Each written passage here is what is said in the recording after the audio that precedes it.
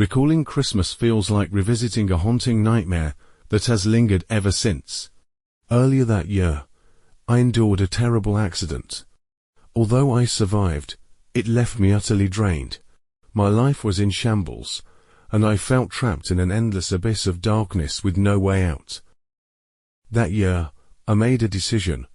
I would take my son, Freddie, back to my childhood home to spend the holidays with my parents.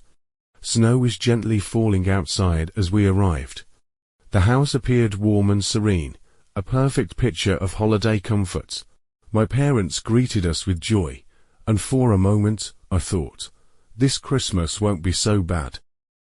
Freddie was only 8 at the time. Although he was an exceptionally understanding child, I recognized that this year had been just as difficult for him as it had been for me. Deep down, he was wrestling with a pain that was too profound for words. We enjoyed a delightful dinner together. The glow of the Christmas lights reflected off the table as my parents reminisced about the past. The room was filled with warmth and laughter, creating a comforting cocoon of family. That night, Freddie and I went to bed early, but my mind would not settle. As I hovered between sleep and wakefulness, a chilling sensation crept over me. I opened my eyes and, in the dim moonlight, saw something at the foot of my bed. A tall, dark shadow loomed silently beside me, completely still. It remained still, yet it exuded a suffocating sense of menace, as if it were an integral part of the darkness itself, poised to consume everything in its path. I don't know how long I stared. It could have been 30 seconds or several minutes. Then, without warning, the shadow vanished as though it had never existed at all. It's just a dream, I whispered to myself repeatedly, trying to convince myself that it was nothing more than a nightmare. I forced my eyes shut, trying to convince myself that it was merely an illusion, but the fear gnawed at me, stubborn and unrelenting. Then came Freddie's voice, calling out in terror. He shouted, "Someone in my room." I bolted upright and rushed to his room. "Mom, someone was standing there, watching me," Freddie said, his voice trembling as he pointed to the side of his bed. I turned to see where he was pointing, but there was nothing there. Concealing my own dread, I gently comforted Freddie, assuring him that it was just a bad dream. The next morning, my parents cheerfully prepared a lavish Christmas breakfast, while discussing their plans to have a snowball fight with Freddie. They remained blissfully unaware of the terror that had unfolded the night before. That Christmas, I accompanied my girlfriend, Anna, to visit her grandmother, who lived in a secluded cabin deep in the forest. Anna explained that although her grandmother was eccentric, she was the only elder remaining in their family, and Anna wanted to reconnect with her during the holidays. We drove for 4 hours before finally arriving at the cabin. Surrounded by dense woods and blanketed in snow, the area was eerily quiet. The cabin appeared ancient yet well-maintained. When we knocked on the door, a frail elderly woman answered. Her smile was stiff and unsettling. "Anna, welcome back," she said in a low, deliberate tone. "And this must be your friend." I forced a smile and nodded politely, but her piercing gaze made me uneasy, as if she were scrutinizing my every move. The interior of the cabin was dim and cold, adorned with faded photographs that hung on the walls. Some images were so blurry that it was impossible to discern the faces, as if time had eroded their clarity. Grandmother prepared dinner for us, but the food emitted a strange odor that diminished my appetite. I managed to take a few bites, feigning that everything was fine. After dinner, the grandmother suggested that we sit by the fireplace and share stories. Her sharp eyes glinted as she recounted a tale about a mysterious being in the forest that preyed on lost travelers. Her tone was cryptic, as if she were hinting at something more. Anna appeared unfazed, as though she had heard it all before, but I felt a chill creeping up my spine. We were assigned a room on the second floor of the cabin.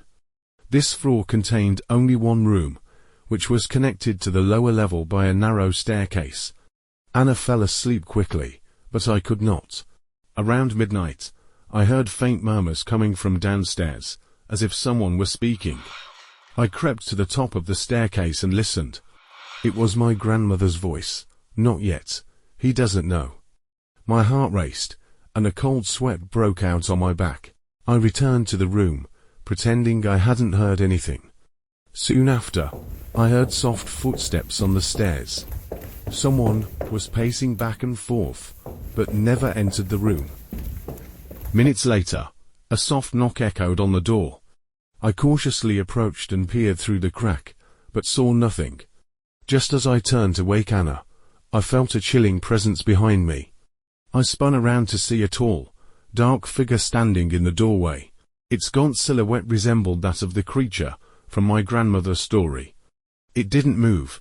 Its hollow eyes stared directly at me. I froze, my breath caught in my throat. "Anna, wake up," I shouted, but she didn't respond.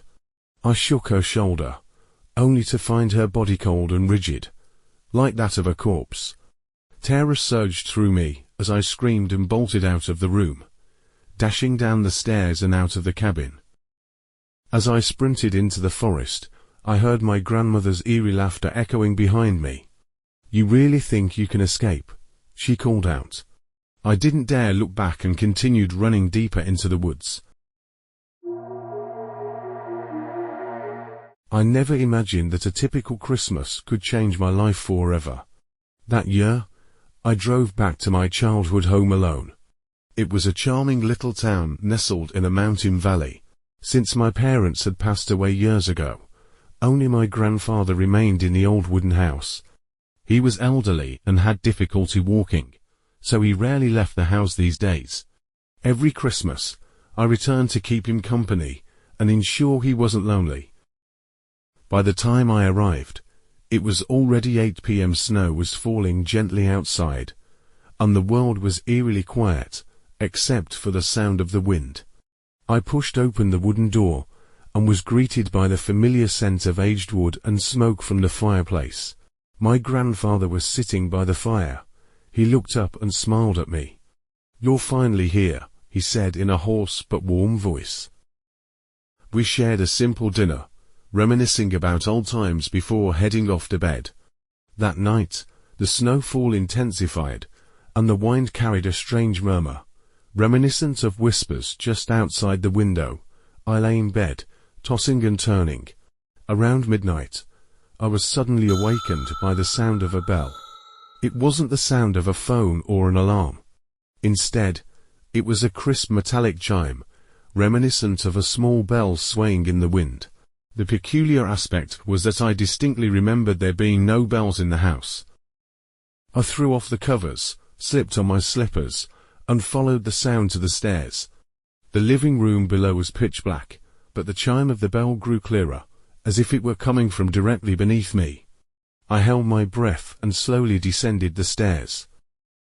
When I entered the living room, the sound abruptly stopped. The fire in the hearth had burned out, leaving only a faint red glow in the ashes. The snow outside reflected dim moonlight, barely illuminating the room. Then, I heard it, a soft, low chuckle, faint as a whisper yet impossible to identify. A chill ran down my spine as I scanned the room, but nothing seemed out of place. Just as I was about to return to bed, the bell rang again, louder this time, as if someone were deliberately shaking it. This time, the sound came from the porch. Cautiously, I approached the door, peering through the small window. Outside, standing on the snowy ground, was a grotesque figure, hunched and twisted. Its body was draped in tattered rags, resembling a patchwork quilt of cloth puppets. The head was devoid of any facial features, resembling a scarecrow, with flat limbs and only a hollow black circle facing my direction. "Who's there?" I called softly, striving to keep my voice steady. The figure tilted their head slightly, as if studying me, but made no move to respond.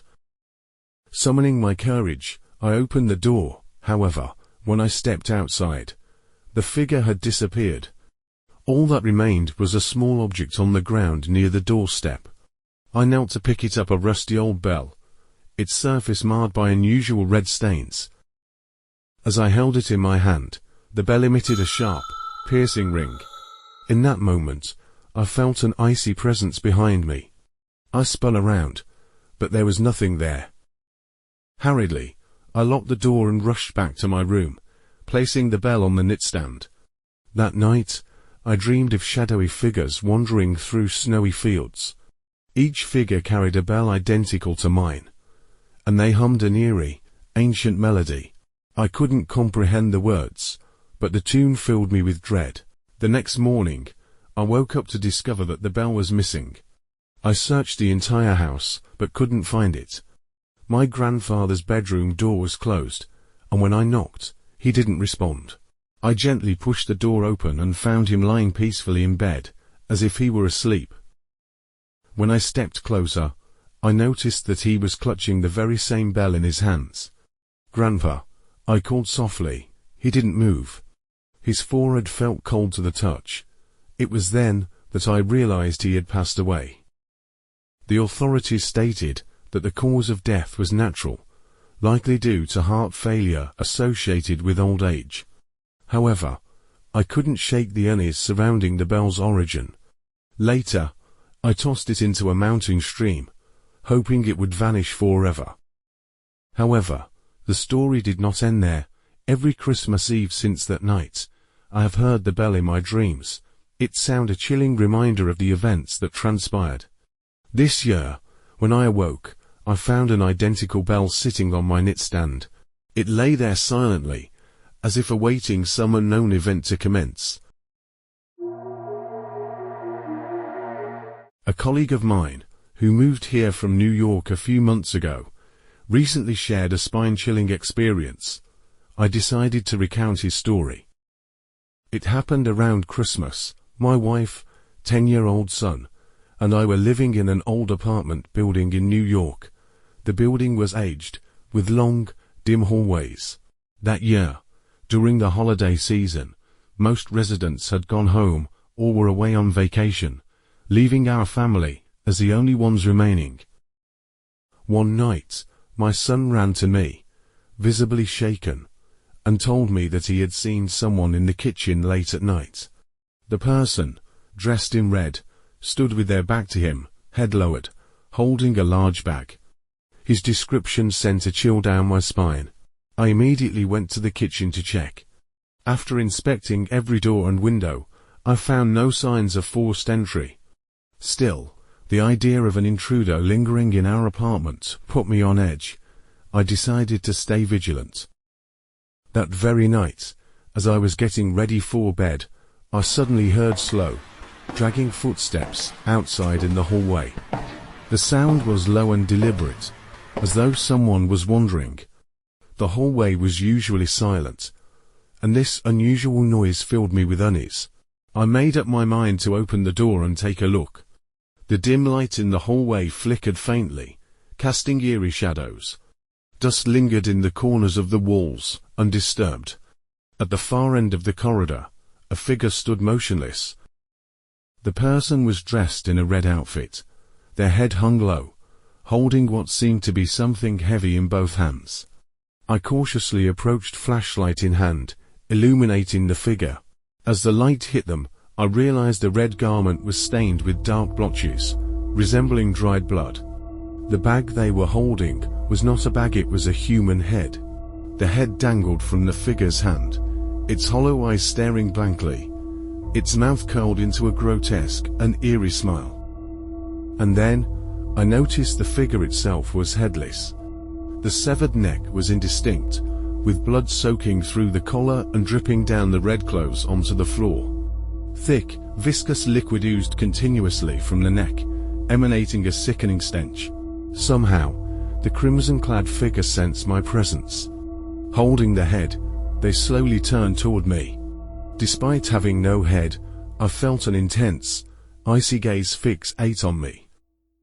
Suddenly, the lights in the hallway went out completely, plunging the entire building into darkness. In the pitch-black void, I heard the dragging footsteps, drawing closer and closer. Panicked, I spun around and bolted. Reaching my room, I slammed the door shut and locked it, my heart pounding so violently, it felt like it might burst from my chest.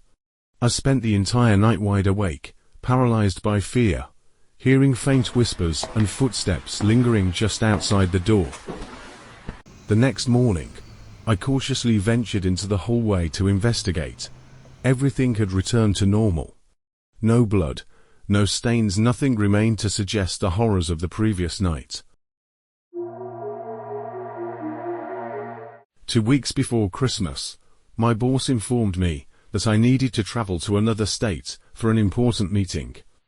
Although I was hesitant, I couldn't refuse the assignment, leaving my wife and son at home. I promised them I would return in time to celebrate Christmas together. The first day of the trip went smoothly. However, on the second day, while having breakfast at the hotel restaurant, I noticed something that made my heart skip a beat. Outside the glass window, I saw 2 familiar figures, my wife and son. They were holding hands, dressed in their usual attire, and slowly walking toward the hotel lobby. Stunned, I wondered if they could possibly be here. I dropped my utensils and rushed out, calling their names. However, when I reached the lobby, there was no sign of them. The staff informed me that no one had come through. Confused and uneasy, I immediately tried to call my wife, but her phone went unanswered. The incident left me restless throughout the day, unable to concentrate on my work. In the days that followed, I began to see them everywhere.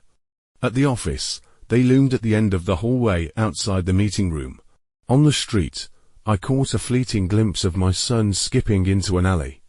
Even outside my hotel room, I once noticed their shadows lingering by the door. Each time I attempted to follow them, they vanished, leaving only fear and uncertainty in their wake. I repeatedly called my wife, but no one answered. Anxiety gnawed at me, and I began to question my sanity, with stress playing tricks on my mind. On the 5th night, a phone call shattered my already fragile composure. It was my mother-in-law. Her trembling voice, barely holding back tears, delivered the devastating news: your wife and son were in a car accident. They're in the emergency room right now, and their condition is critical. My mind went blank. In that moment, I realized that the shadows I had been seeing were not hallucinations, they were warnings. I bolted out of the hotel, jumped into my car, and raced toward home. However, halfway there, the car inexplicably stalled on a desolate road. Dark, ominous trees surrounded me, and I felt an invisible presence watching from the shadows. Desperation took hold, and I began shouting into the void, "Please, whoever or whatever you are, spare them. If you save my wife and son, I will do anything." I managed to restart the car and sped to the hospital. Upon my arrival, the emergency room lights turned off, and the doctor emerged, looking astonished. "A miracle has occurred," he said, out of danger and regaining consciousness. I rushed into the room and saw my wife and son lying weak, but safe in their beds. Their faces bore peaceful smiles, as if they were silently telling me that Christmas, despite all the fear and uncertainty, I received a gift more precious than anything else. My family was still with me.